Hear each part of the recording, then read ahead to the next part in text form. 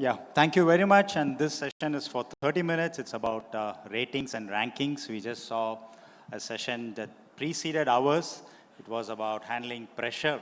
So let me just take from where we left in the last session.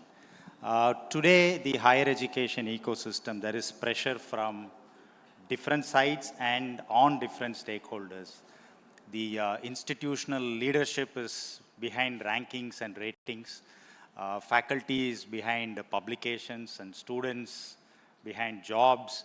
So there is a lot of pressure. So the opening question, I'll toggle questions between both of you before we take questions from audience if we have time. The first question to Professor Rangarajan, both of you represent institutions which are top ranked as a university in NIRF, as an engineering institution, IIT Madras. The first question, Professor Rangarajan, is there is always this confusion between ratings and rankings.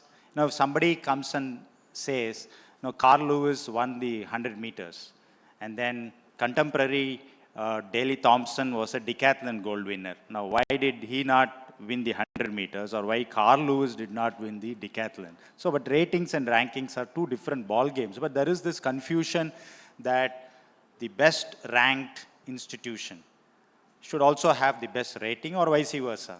A good rated institution must also be a top-ranked institution. So how do you, add clarity to this confusion between ratings and rankings? What's your take on that? It's, I don't think, these are different aspects of measuring an institution. So rankings, I think, are something which probably more people are focused on because you give some sort of numerical order and a highly rated institution, as you rightly pointed out, may not be the number one ranked institution also.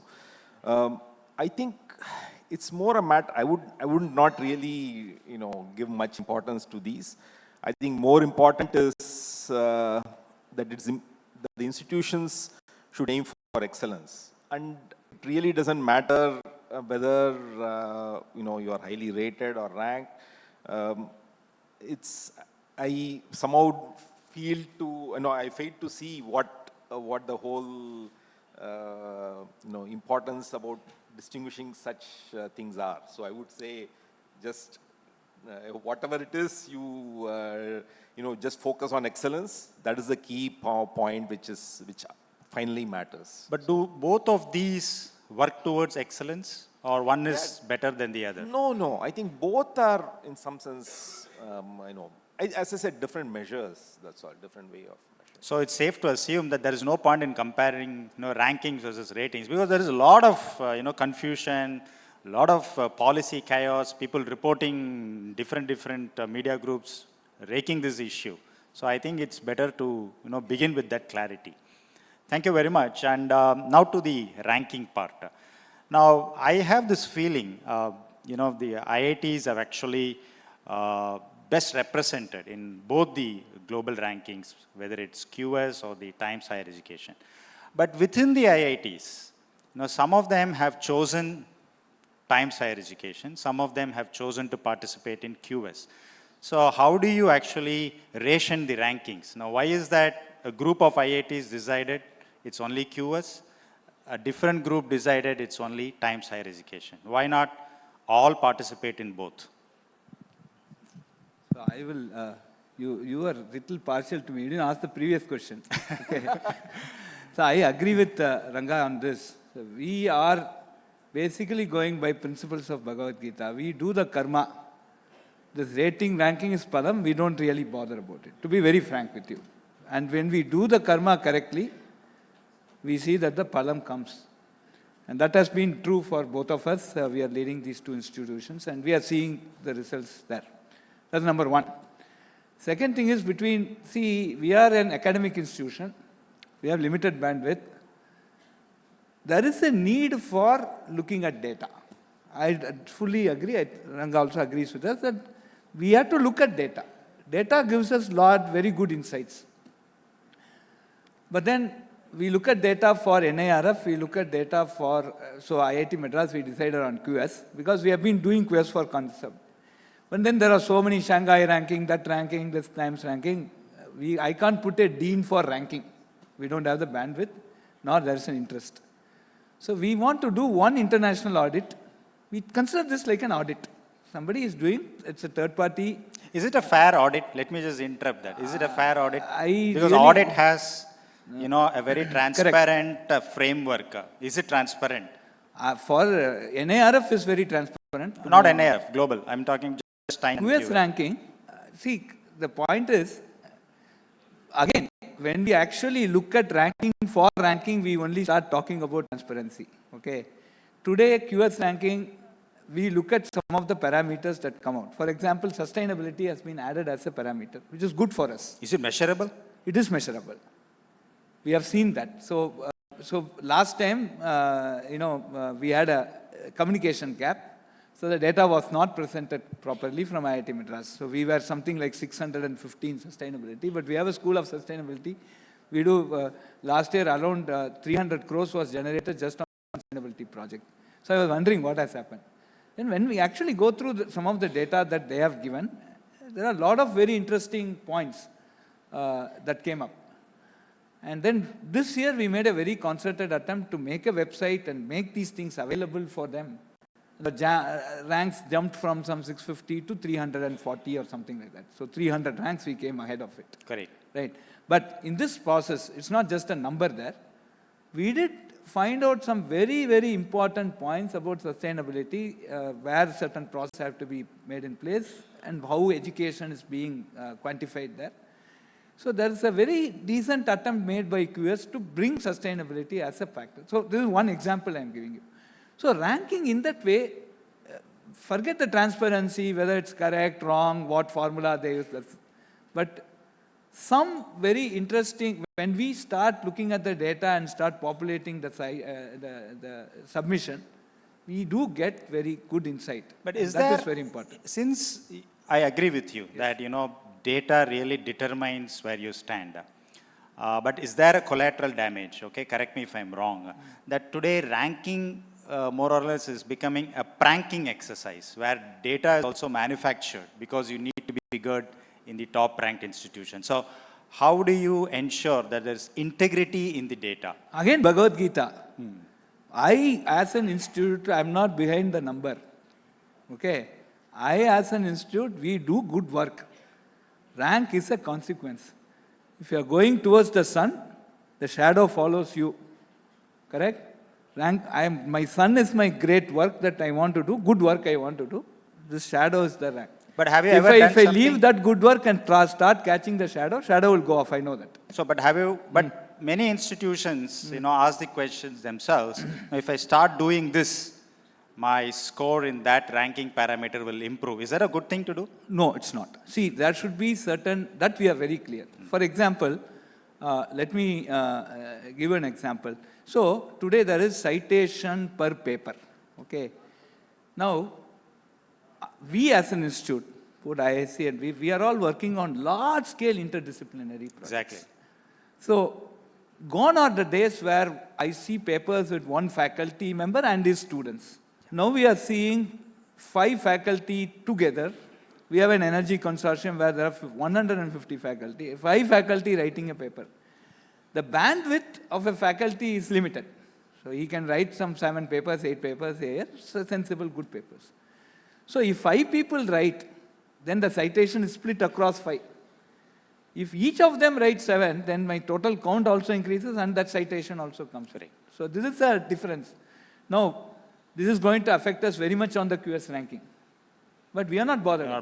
We don't say, no, don't do that, right? We don't do that. Yeah. But on the other point, for example, there is one very interesting concept which QS has introduced called International Research Network. Right? Now, I failed to understand that formula. Okay, I tried my best. I'm also a computer scientist. I've worked on numerical formulas also, done some numerical. But this formula I couldn't understand. Forget it. But one small thing that we get is, so if a particular group works with another group, and in the last 5 years they have published some 3 papers together, and it has some 10 citations each, then we recognize this as a network, which is a very good concept, right? Now we are seeing that our research network is some 35 people have done similar things. Yeah. Now this is when we are talking about international collaboration, we have one ISET now, all of us are working on this. These are parameters which will help us grow. Yeah. Professor Rangarajan, the Indian Institute of Sciences, is an institution that is for nation building. That's the characteristic of that institution. And this ranking exercise, there are some global dimensions. And then, it makes institution popular. And I always believe, popularity will come with no invitation and will leave with no farewell. But if the ranking parameters by these global ranking agencies change by the drop of the hat next year, institutions like yours cannot afford to, change your roadmap for excellence and all of that. So Professor Kamakoti clearly said, we are not having that at the back of the mind. And I'm sure IISc also doesn't have that back of your mind. But how do you crack the code? What is organic to IISc that it is always the most represented Indian institution in the global rankings? Yeah, I think it's very important. As you rightly pointed out, Indian Institute of Science, we are 114 years old. And we have been a mother institution to many other institutions. So therefore, we take that role very seriously. As you know, many of the, whether you take Homi Bhabha or you take, Vikram Sarabhai, they were all at IISc when they formulated either the space research program or the, atomic energy program. And, many of the institutions, therefore, have come out of IISc. So we take that role very seriously. And even talking about papers and citations, we do a lot of strategic sector work where you can't even publish. So many of Correct. the work, a lot of the work which we do cannot even be talked about. So you suffer in all those areas, but that is unimportant. I think what is important is the nation building, and we have been doing it for so many years that is the focus that we have. And also, I think the most important product, as far as we are concerned, are our students. Okay. So as long as we train them well and produce good students, then I think that is all that matters. And then the results speak for themselves. So many of the leaders in scientific institutions are alumni of IISc. So therefore, we have that, track record, and that is what I think we are most proud of, that we have produced good students, good leaders, who then go on to head institutions, who become faculty of many institutions, and go on to train many more students. I think research excellence is the one which allows us to do that, to train these people and train these leaders, because once you have the focus on research excellence, then the training that you impart to these students follows that path where you focus on producing a very excellent, very good result. Yeah. And automatically the culture of excellence is built into these students, the culture of hard work is built into these students, and those are the things which really carry them forward. Yeah. So that is what has been, I think, the culture of IISc, and that is not really going to change. Yeah, that's good news actually. That's Yeah. how it has to be also. Yeah, right. Because we very rarely get institutions like IISc, and we cannot afford that to be, a victim of rankings or ratings. Now, let me bring NIRF into the discussion, because that's also a ranking exercise. The United States of America and Canada play ice hockey match amongst themselves, and they call each the world champion, whoever wins it. Because ice hockey is suited only to that, climate and all of that. Now, NIRF, likewise, it is actually designed for an Indian system. And you are all at the thick of the policy making there at the NIRF. Now, how can we kind of globalize that? Because today, anything that India does also should have a global impact. And now, what do you think? Maybe I should pick both of your brains on how to globalize NIRF. How long can NIRF be a national ranking exercise? You have times, QS. Can NIRF emerge a global ranking instrument? And what should we do? Yeah, so I think there's really no barrier as such for making NIRF ranking global. After all, if you look at one of the earlier rankings, well, the earliest probably was the US News ranking for the US institutions. or the now what is called IARWU, the Shanghai rankings, they started out locally as rankings. Even US News was mainly for US institutions. But once you achieve credibility locally, I think more and more people start to look at those rankings, and then you can reach out to a global scale. Because what you need ultimately is, see, there are two approaches. One is what Shanghai rankings take, or the ARW ranking takes, where you only look at parameters which you can gather independent of the institution. Okay. Then you have rankings like QS, where you also need inputs by the institution. Now, if you're going the former route, there's absolutely no barrier, zero barrier for you going globally. All you have to do is whatever parameters you pick, you just evaluate them for all global institutions and publish a global ranking. As long as people find it credible, I think credibility is the key. As long as people find it credible and also matches probably, that's very important. It's a very subtle thing. If the ranking you publish is very opposite to the perception that you have, then I think people discount that ranking. So that's a very strange, because you may have some parameters in your ranking which are picking up on things which may not lead to the perception game. People would always rate Harvard or Princeton or someone, the top ranked institution. And now if your ranking is looking at parameters which doesn't, rate them very high. For example, in computer science, they are not a big institution. Harvard or Princeton is, but still there are many institutions which are ahead of them in computer science. So if you have something which is more oriented towards computer science, or the parameters which are important in computer science, those institutions may not come. So initially there may be skepticism then, what is it we know, we perceive these institutions to be the top institutions, why are they not ranked? So that, I think, could be one barrier, if you pick, unless you pick the parameters carefully. Some barrier will come when you're expecting institutions to provide data. There, I think much more work is required to convince all the research universities to contribute data. That will probably, what we should do is start regionally, have all the regional institutions in our region take part, then maybe go to Asia and so on, and then expand. As you develop credibility, you expand to the whole world. So the first step is moving regional and then go unless global. you pick the first approach, like the Shanghai rankings, you just base it purely on publicly available data. Then there's no barrier. You can just publish. Okay. Thank you. You have any additional points on how to make it global? One important thing that we must look at is every country has her own DNA. Right? We have our own, responsibilities. We are the largest democracy. The way we conduct our institute is different from the way the Western world does it. So we have our own commitments, social commitments, etc. So country-specific parameters have to be given and sufficient weightage have to be given. For example, how do you define diversity in India? So if our whole thing is unity in our diversity. Correct. So some people from far northeast come and study in IIT Madras. It's a diverse environment. Correct. Inner come from Germany and come study here. Correct. So these type of things have to be looked at very seriously, and the way institutes are run here. See, our education is very subsidized, right? If you look at postgraduate education, compare it with other universities, it's very subsidized, because the type of population that we need to address, the type of social commitments we have are different. Okay, so that is something which we need to bring. So if NIRF has to succeed as an international ranking, there must be some country-specific blocks, which will be given some 50% weightage, and that must also be figured in. Okay, right. Then let me pick your brain on that, because that's a very important point.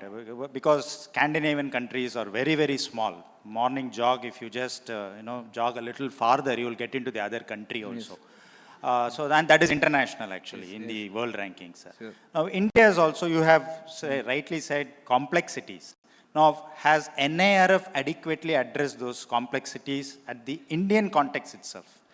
I feel that, there is still, you will have to do some cross-weightage to remove these distortions.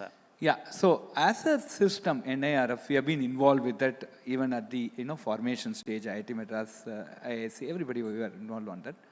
As a system, it is evolving, right? So this time, there is a sustainability is brought in, there's an innovation brought in. How do you measure innovation? I'm really surprised. Innovation is getting ranked. It's very qualitative. How do you measure it? Innovation can be measured in terms of number of patents that are granted. So it's granted by, so there is a process that is involved in basically getting it. So number of patents is very important there. Then technology transfers that have happened.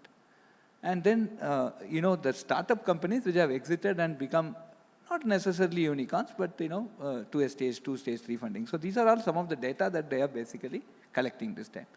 And there is a measure that is coming. I'm sure over a period of time, this will get evolved and we will come out with whatever is a common denominator there. And as you had seen over the last 8 years, the whole thing has been evolving and we are getting more representations done and implemented also. But the innovation data, Professor Rangarajan can also add, the more and more somebody, is uneducated, there is a lot of ideation happening. I mean, we are missing that. We assume that the innovation is happening only in institutions. Are we missing the real innovation outside? That doesn't mean that we've got to rank non-educational institutions. But do we have an innovation measurement framework in place? We have announced the ranking, but are we having a good framework to measure innovation? In some sense, what this innovation actually says is it's looking at the number of incubated startup in an incubator. Right? For example, IIT Madras incubator, we don't just incubate startups from our own students. We also nurture other university students or other outsiders also to come in. But So that's okay. I mean, if you have a separate ranking for innovative universities. Now, there are many derivative ranking instruments that's coming. Like even if it's Times or QS says emerging universities, Asian universities, BRIC nation and all of that. So can this not be a derivative ranking? Then bring innovation into the mainstream ranking where only few institutions have that capacity. Innovation is now a separate category here. Correct. It's a separate category. So there is a separation that is just done. like research. Just like research is a separate category. Innovation is a separate category, and in the overall also there is a component of innovation that is added into this. So that way innovation has become a separate category. So I'm sure within, we see in the overall ranking institutes that are rated even above 150 are within the top 10 in innovation. That has happened, right? So even last year we have some very interesting examples. And when we go and start looking at those institutions, yes, there is a little, really there is a component there. So as Professor Rangarajan mentioned, the credibility is also getting established now. Correct. There is also a cross-verification happening. Like, okay, this institute we did not do, but why it came. So this type of a thing, it is evolving. So I think it's a very good exercise as I find out. Professor Rangarajan, you said, IISc is the mother institution. Now, what's your plan to take care of the child institutions? How do you mentor institutions on the ranking and ratings? Because today, even policy decisions are linked with ratings and rankings. As a responsible mother, how are you going to mentor other institutions? I think, I don't think we directly mentor any institution. I think, as I said, it's only our students who go on and be part of these institutions. So the way we can mentor is by setting an example. So directly, because each institution has its own constraints, has its own resources, the geographical location, all these play a very important role. So there is, I think, that is something the institution has to figure out on its own. So the best mentoring that we can provide as Indian Institute of Science is to set an example where we say that, we have sort of weathered all these storms. We were pre-independence, the independence happened, so many, UGC, all these happened after, we were set up long ago. Correct. So we have gone through all these changes and have still kept the excellence on top. So in India, for an institution to maintain its status for 114 years is not a joke. Typically things start declining after some time. So I think that is the best example that we can provide, that you can always maintain that quality and excellence over a long period of time. And I think, I'm sure that. So we'll be Ekalavya institution seeing you, and we will be self-motivated, looking at you staying at the top for almost 110 years plus. Yeah. Now, leadership is also very, very important, and that's going to be my last part. You know, you have, both the institutions had illustrious predecessors as directors of the institution. Now, what are you going to expect from your successors later? How are they going to handle the pressure now? Now it's becoming cutthroat competition, not at national level, at global level also. So how are you going to look at your next director? What is that you want to tell your next director? Yeah, I think what is very critical, and I think that is missing in many Indian institutions, but it's happening more and more, and even the government is becoming aware of it, is to have a pipeline. You know, it's very important that you groom, like they do in companies. You have to groom future directors and vice chancellors of these universities. So, for example, what I have personally done is all the deans that I have selected for the various divisions and various roles are all around 50, you know, so that they have enough time, you know, even once my term ends, they have enough runway for them to develop leadership qualities and become serious competitors for these positions. So I think it's very important that we start at an younger age. Often in many institutions, it goes by seniority. Somebody very, you know, who will retire in a few years is made the dean. Then, you know, one is they don't probably have the enthusiasm. They are working on the retirement plans more than what the institution should be doing. But they also, you know, they really cannot contribute because they retire very soon. Yeah. So I think it's very important to give leadership responsibilities to young people. You know, so right in my own institution, Satish Dhawan, who headed both IISc and ISRO simultaneously for 10 years, he became director at 42. Yep. So somehow, you know, that is the sort of risks we have to take. We have to appoint young people in leadership positions. And, you know, you look globally, most of the leaders of big companies are all very young people. Yep. I mean, you look at startups. These are, you know, kids who become CEOs and do so well. So I think we have to trust our youth. I mean, I'm, you know, being, at least in IISc, we have gone down to 50, but other things, we should even go down below. I mean, so that is something which is very important, I think. Yeah. Developing a pipeline, giving them enough opportunities to develop leadership qualities, Correct. and then evaluate them. Yeah, Professor Kama, I know, you might get a second term also because the way IIT Madras is all over. Beyond that, I saw the recent event that you had your 3 previous directors, all of them, addressing, and that was a wonderful event, lot of inspiration from that. So what is that you will tell your successors, because that is also linked with rating, ranking, and, they need to build institutions for larger purposes. Sure. So, as Professor Ranga mentioned, so just to add about mother institutions, 70% of our faculty of IIT Madras had some touch point with IISc. I was a postdoc at IISc, so that's one thing that we derive a lot of inspiration. If you ask what IISc has done to the nation, it's what that they have done. So somebody asked, I studied in Venkateswara College. Somebody asked, IIT Madras' NAR of 1, what is SVC doing? They said, we are preparing directors for IIT Madras, okay? So that was the answer. So as rightly pointed out, see, we are looking at creating a very strong pipeline, not just one, but so 10 people who will be in a position to take the vision of the predecessor. It's very, very important that the vision must not change. An institute cannot afford a change in a vision. Correct. For example, 20 years before Professor Anand decided, I call him grandfather, he decided that we need to do translational work. And that is what IIT Madras is capable of in a very big way. And we started the research park. Today we have 400 companies, $5 billion is the evaluation of the companies. So then 6 years at least he had groomed Professor Bhaskar as a dean. And then that whole tenure of Professor Bhaskar, made a difference. The basic ideas as whatever, there is some basic fabric, and that we never changed. And then I was also a dean. I was involved in administration for 6 to 7 years, along with Bhaskar at very close quarters. And COVID did a lot of bad things. One good thing is we had a lot of time to discuss during COVID, because no travel, nothing.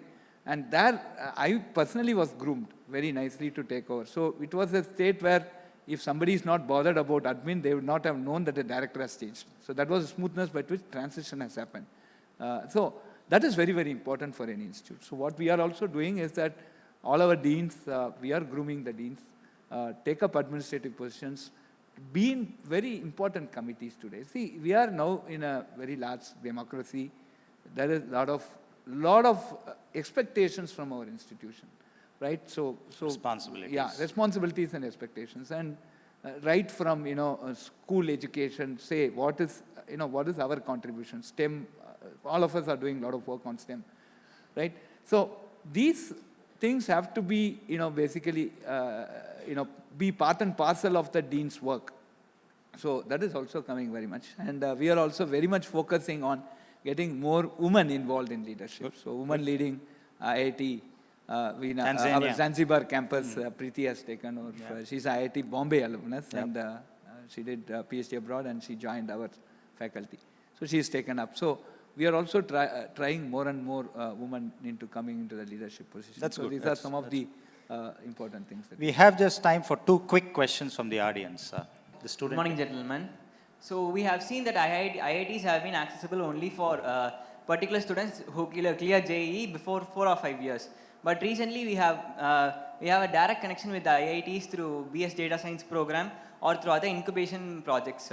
So is there any link with the ratings for the reason? Is there any reason for that?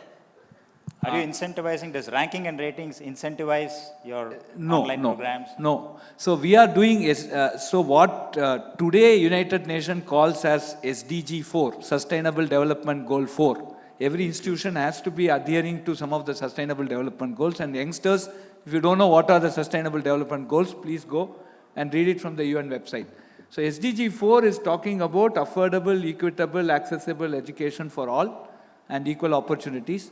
And this entire BS Data Science program has been conceived essentially based on that idea. So it's not linked to any ranking, or actually I don't know, it may have even negative impact on the ranking because we have more students and our faculty to student ratio. I have 25,000 students today, ladies and gentlemen, enrolled in the BS Data Science program. And we have 5,000. But you will have international students also, no? You will gain there. I don't know. So 5,000 students are below poverty line, and we are supporting them through scholarship. So this is what we have made as an outreach. So that's a very quick answer to your question. The gentleman there? Can I ask a question? Yeah. This is to you, Professor Rangarajan. You are talking about, both of you said about grooming, about, in leadership position, etc. IISc, for example, doesn't really employ teachers who are pass outs of the institute, say PhD scholars, etc. Why is that so? That is something I've always wondered. You mean inbreeding? I wouldn't say it's a very hard and fast rule, but I think most institutions typically would, we want our students to go elsewhere, because that is part, I think, of the responsibility of all institutions. So to encourage that, we have such rules. And also, you want more fresh ideas to come in. So if you have a professor and that professor's student then again joins the group, it's the same set of ideas. The basic set of ideas don't change. So to promote more innovative ideas, fresh ideas to come in, it's always better that somebody from outside comes to IISc rather than somebody who's already a graduate. That is, if somebody has done, master's or undergraduate degree, it's fine. But it's only at the PhD level we have, because it's basically for that reason. Yeah. Your last question? Yep. Yes. I have 2 questions for you. One is generic, another one is controversy. So which one you choose? No, want to choose? Make it short. Make it, Why is that IIT is being seen as a gateway to the West? People who get graduated from IIT choose to work for the other countries. Answer. You said DNA is different. Correct. Answer to your question. Last 5 years, the number of people who have gone abroad is 5%. Next. That's a great achievement. You just not come out and open. The next is, how do you counter the controversy of giving priorities to the lecturers belong to a different sect in the society? We have now the national, the Central Education Repeat your question, I didn't get it for me. The representation of faculties has to be from the different sect in the society. Inclusive they recruitment. say, yeah, Inclusive recruitment. inclusivity. Yeah, in now we terms have, so the Central Education Institution Act, the CA Act, has now mandated certain reservation at every level, and we follow what we call as the roster, right? Roster, it's a central government designed thing, which basically ensures that every community is given that many things. So I'm also very happy to tell you the last 2 years, 2019 it has been implemented. So in the last 4 years of our agreement, we don't have a single backlog in the faculty and staff recruitment. Thank you very much, ladies and gentlemen. Big round of applause. As always, wonderful to talking to both of you. Thank you very much.